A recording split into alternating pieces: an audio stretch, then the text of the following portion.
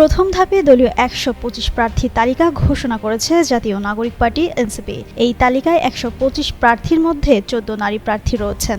বুধবার বেলা ১১টার দিকে এনসিপির সদস্য সচিব আখতার হোসেন এসব আসনে মনোনীত প্রার্থীদের নাম ঘোষণা করেন।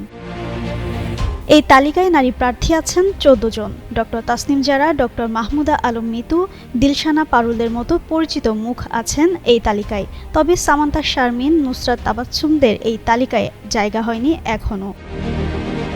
আসছে জাতীয় নির্বাচনে নওগাঁ ৫ আসন থেকে মনিরা শারমিন, সিরাজগঞ্জ ৩-এ দিলশানা পারুল, সিরাজগঞ্জ ৪-এ দুটি অরণ্য চৌধুরী প্রীতি, ঝালকাঠি ১ আসনে ডক্টর মাহমুদা আলম মিতু প্রতিদ্বন্দ্বিতা করবেন।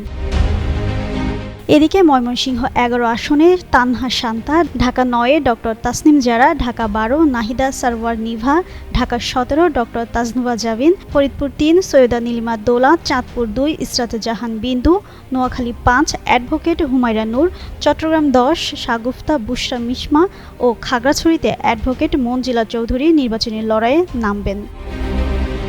জিনাত আরা ঋতু, যুগান্তর নিউজ।